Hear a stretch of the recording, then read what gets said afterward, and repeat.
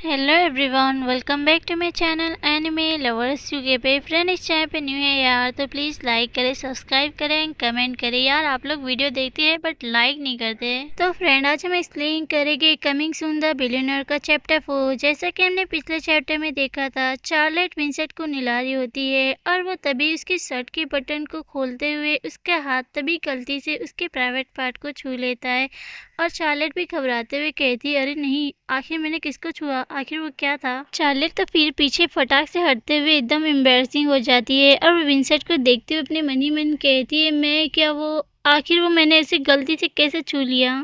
Charlotte तो फिर embarrassing होते हुए विंसेंट की पैंट की तरफ देखती है और अपने मन में सोचती है, अरे नहीं, पानी इतना गहरा है कि मैं उसे उतार नहीं सकती। चार्लेट तो फिर विंसेंट को नहलाने के लिए तैयार हो जाती है और अपने स्कर्ट को ऊपर करते हुए बाथटब पे उतरते हुए कहती है, खैर वैसे भी वो कोमा में है तो मुझे इस चीज़ के लिए एम्बैरसिंग होने की ज़रूरत नहीं है। चार्लेट बाथटब में आराम से बैठ जाती है और विंसेंट को देख के हंसते हुए कहती है, ओह, इस तरह तो तुम्हें नहलाना बहुत ही ज़्यादा आसान हो जाएगा मेरे लिए। चार्लेट तो फिर शुरुआत कर देती है विंसेंट को अच्छी तरीके से नहलाने के लिए और वो कपड़े को लेके विंसेंट की बॉडी को अच्छे से रफ कर रही होती है, उसे क्लीन कर रही होती है और वहीं विंसेंट का फेस भी काफ़ी ज़्यादा रेड हो जाता है। चार्लेट भी जैसे ही विंसेंट का फेस देखती है और अपने मन में कहती है, क्या मैं कोई इल्यूजन देख रही हूँ या फिर उसका फेस इतना रेड है। अरे नहीं, या फिर तुम्हारी बॉडी को हॉट फील हो रहा है इसलिए तुम्हारा फेस इतना रेड हो गया है। चार्लेट तो फिर विंसेंट को क्लोज करते हुए हेड टू हेड टच करते हुए कहती है, हम दोनों का तो बॉडी टेम्परेचर सेम है, मुझे नहीं लगता है कि तुम्हें फीवर है। अरे नहीं, क्या मैं अभी कुछ ज़्यादा ही सोच रही थी, तुम्हारा फेस अब इतना रेड नहीं लगता है जितना 1 मिनट पहले लग रहा था। ओ ये सब छोड़ो, फिर तो चार्लेट विंसेंट की तरफ ब्लश करते हुए अपने हाथों को आगे बढ़ाती है, उसके फेस को क्लीन करते हुए कहती है, चलो तुम्हारे फेस को क्लीन करना जाए और इस हैंडसम फेस को देखा जाए। और तुम सचमुच बहुत ही ज़्यादा हैंडसम हो, लेकिन ये अफसोस की बात है कि तुम्हें जीवन भर कोमा में ही रहना पड़ेगा। चार्लेट शैम्पू लेते हुए कहती है विंसेंट से, चिंता मत करो, मैंने तुम्हारी हेल्थ और तुम्हारी सिचुएशन को ध्यान में रखते हुए तुमसे मैरिड के लिए ही मैंने फैसला किया है कि मैं तुमसे मैरिड करूंगी और इसीलिए मैं तुमसे प्रॉमिस करती हूँ कि मैं ऐसा कुछ नहीं करूंगी कि जिससे तुम्हारा नाम बदनाम हो। वहीं हम विंस्टन को देखते हैं जो चार्लेट की सारी बातें सुनकर ब्लश करता है और धीरे से अपनी आंखों को खोल के चार्लेट को देखता है और बंद कर लेता है। तभी चार्लेट कहती है, ठीक है, अब शुरू करते हैं तुम्हें नहलाना। चार्लेट फिर तो शैम्पू लेके विंस्टन के सर को धुलने लगती है और अच्छी तरीके से वॉश करते हुए कहती है, चलो तुम सब बुलबुले बन जाओ, इसके बाद तुम्हारे अंदर से बहुत ही अच्छी खुशबू आने लगेगी। चार्लेट तो बहुत ही अच्छी तरीके से विंसेंट के बालों को वॉश करती है, तभी एक्सीडेंटली उसका पैर स्लिप हो जाता है और वो सीधा जाके गिरती है विंसेंट के प्राइवेट पार्ट के ऊपर और इससे हैरान होकर विंसेंट की आंख भी खुल जाती है और वो चौंकते हुए उसे देखने लगता है और फौरन अपनी आंखों को फिर से क्लोज कर लेता है। चार्लेट पीठ को संभालते हुए उठ जाती है और अपने फेस को पकड़ते हुए कहती है, ओह, क्या तुम्हें यकीन है कि तुम पिछले 2 सालों से कोमा में हो? तुम्हारी स्किन तो एकदम सॉफ्ट और तुम्हारी मसल एकदम हार्ड है। चार्लेट फिर तो अपने होश में आते हुए अपने हाथों को देखते हुए कहती है, अरे नहीं, जब मैं फिसल कर गिर गई थी तो कहीं तुम्हें चोट तो नहीं पहुंची। और वो फौरन उसके चेस्ट को रफ करने लगती है और वहीं हम विंसेंट की बॉडी को देखते हैं जहाँ उस जगह का पार्ट काफी ज्यादा ब्लश करने लगता है और विंसेंट का फेस का लुक भी चेंज होने लगता है। चार्लेट देख के पीछे हट जाती है, डरते हुए कहती है, मुझे इसके लिए माफ करना, मेरा ऐसा करने का कोई इरादा नहीं था। वहीं बेचारा विंसेंट जो अपने एक्सप्रेशन को पूरा कंट्रोल करने की कोशिश करता है। चार्लेट को तभी एक झटका लगता है, ब्लश करते हुए विंसेंट की तरफ देखती है और कहती है, अरे नहीं रुको, आखिर मैं किस पे बैठ गई थी। और विंसेंट के इस प्राइवेट पार्ट को देखते हुए कहती है, अरे नहीं, आखिर मैं उस पे कैसे बैठ गई। वहीं बेचारा विंसेंट ये चार्लेट की सारी बातें सुन के तो उसे काफी ज्यादा एम्बैरसिंग फील हो रहा होता है। चार्लेट तभी इसके पास बैठ जाती है और उसे देखते हुए कहती हो, मुझे इसके लिए बहुत ही ज्यादा अफसोस है, मैंने तुम्हें वहाँ चोट तो नहीं पहुंचाई होगी, है ना। और वही बेचारा विंसेंट अपने आप को काफी ज्यादा कंट्रोल कर रहा होता है। तभी चार्लेट अपनी आंखों को ढककर इसके प्राइवेट पार्ट को छूते हुए कहती है, अरे तुम ठीक लग रहे हो, ये राहत की बात है। और वही इस चीज से तो विंसेंट को काफी ज्यादा गुस्सा आ रहा होता है और काफी ज्यादा एम्बैरसिंग भी। वहीं बेचारा विंसेंट ये सारी चीज से तो उसकी बॉडी पूरी शिवर करने लगती है और उसका फेस भी काफी ज्यादा रेड हो जाता है। फिर हम चार्लेट को देखते हैं जो अपने हाथों को पीछे करते हुए काफी ज्यादा एम्बैरसिंग होते हुए कहती है, अरे नहीं, आखिर मैं क्या कर रही हूँ। चार्लेट की नजर जैसे ही विंसेंट पे आती है और उसके फेस को देख के अपने मन में कहती, हाँ तुम्हारा फेस वो फिर से रेड क्यों हो रहा है आखिर? चार्लेट फिर तो विंस्टन के क्लोज आ जाती है और हैरानी से होते हुए कहती, क्या मुझे दूसरी बार इल्यूजन हुआ है क्या? फिर से तुम्हारा फेस नॉर्मल दिख रहा है। मेरे लिए यही बेटर होगा कि मैं तुम्हें जल्दी से जल्दी शावर दे दूँ और बेडरूम में ले जाऊँ और हेनरी से कहूँ कि वो तुम्हें अंदर आके चेक करे। फिर सीन चेंज होता है और हम विंस्टन की मॉम को देखते हैं जिसके हाथों में चार्लेट की पूरी इन्फॉर्मेशन की फाइल होती है और उसे देखते हुए कहती है, हेनरी तुम्हारा इसके बारे में क्या ख्याल है? तुम इसके बारे में क्या सोचते हो? हेनरी बोला, मैम खैर अभी तो मैं इसके बारे में नहीं कह सकता हूँ, लेकिन मास्टर विंसेंट उनकी जो भी प्रॉब्लम है, जैसी कंडीशन है, उससे मिसेस चार्लेट को कोई फर्क नहीं पड़ता है कि वो कोमा में है।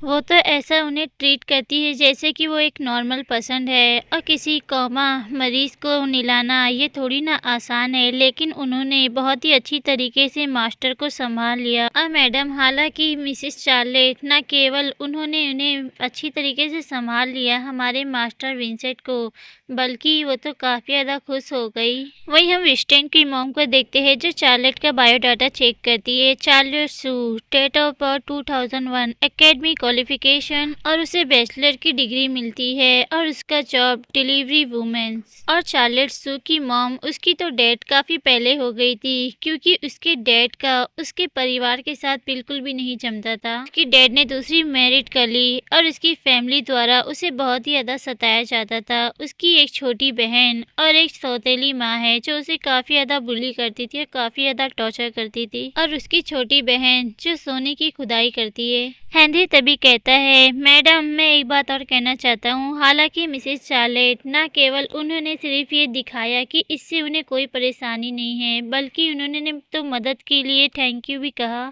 खुश होते हुए कहता है, और मैडम सबसे बड़ी बात कि वो बहुत ही ज़्यादा स्ट्रॉन्ग है। वो तो आसानी से मास्टर विंसेंट को बाथटब में ले जाने में काफ़ी ज़्यादा कैपेबल भी है। मुझे भी ऐसा करने में थोड़ी परेशानी होती है मैडम। तभी विंस्टन की मॉम चार्लेट की फाइल को देखते हुए कहती है, हेनरी क्या ये सही है? लेकिन मुझे लगता है कि क्या वो इसके लिए तैयार होगी? आखिरकार वो अपनी सौतेली माँ और अपनी सौतेली बहन के द्वारा काफ़ी ज़्यादा सताई गई है और जब उसकी मॉम की डेथ हुई थी तो तभी वो सिर्फ 10 साल की थी। फिर तो वो चेयर पे बैठते हुए कहती है, हेनरी ये तो आम बात है कि वो नॉर्मल बच्चों की तुलना में काफ़ी ज़्यादा स्ट्रॉन्ग होगी, लेकिन उसके अलावा हम इसी बात से डिसीजन नहीं ले सकते हैं कि वो अंदर से किस तरह की इंसान है।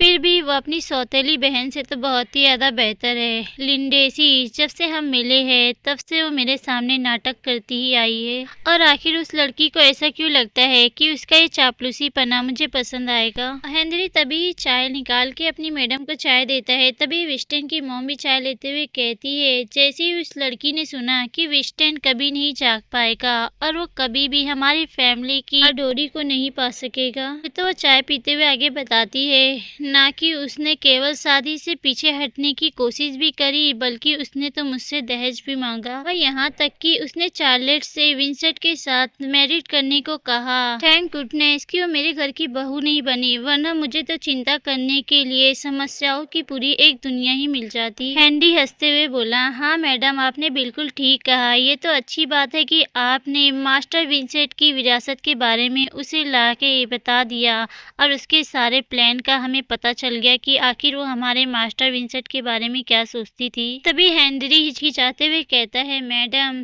आपके रिलेटिव ने अभी कुछ समय पहले ही फोन किया था और उन्होंने बताया कि आपकी मॉम अपनी नई पोती के साथ मिलना चाहती है। तो मैडम उन्होंने ये भी कहा कि कल वो फ्री हो गए और मिसेस चार्लेट को इस सिखाने में उन्हें काफी ज्यादा खुशी होगी कि वो आप और मास्टर विंसेंट दोनों की देखभाल कर सके। हेनरी की बात सुनकर तो विंस्टन की मॉम को काफी गुस्सा आ जाता है और उस टी कप को जमीन पर फेंकते हुए कहती है, वो सेमलेट बास्टर्ड लोग, मानो जैसे उन्हें पता ही नहीं कि आखिर विंस्टन उस एक्सीडेंट में क्यों इन्वॉल्व था और अब वो चार्लेट को सिखाना चाहते हैं कि मेरी देखभाल कैसी करनी चाहिए। वो आखिर खुद को क्या समझते हैं। विंस्टन की मॉम तो और भी ज्यादा गुस्सा हो जाती है। गुस्से में टेबल पे हाथ मारते हुए कहती है, वो बस मॉम का इस्तेमाल कर रहे एक बहाने के रूप में ताकि चार्लेट मुझे वहाँ पर शर्मिंदा करने के लिए वहाँ ले जाए और वो हमें इसलिए परेशान कर रहे हैं क्योंकि इस समय विंस्टन कोमा में है और हमारी फैमिली की विरासत को आगे नहीं बढ़ा सकते।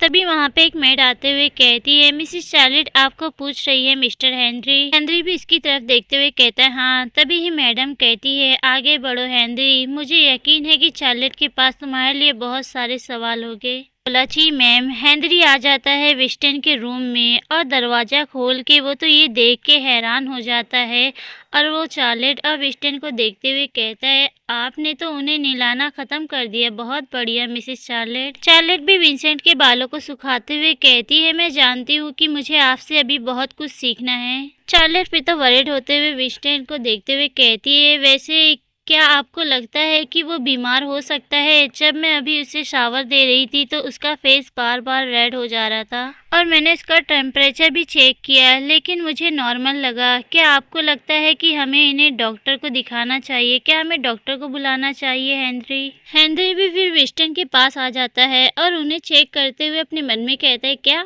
उनका फेस रेड हो गया था? हेनरी फिर तो चार्लेट को देख के अपने मन में सोचते हुए कहता है, 2 साल पहले सारा को उसे छोड़ने के बाद वो किसी दूसरी लड़कियों से नहीं मिले और ना ही उसे कभी लव हुआ दूसरी लड़कियों से। और ये तो दूर की बात है कि कभी भी उन्होंने लड़कियों को देख के अपना इंप्रेशन चेंज किया, ये तो बहुत ही अलग बात है।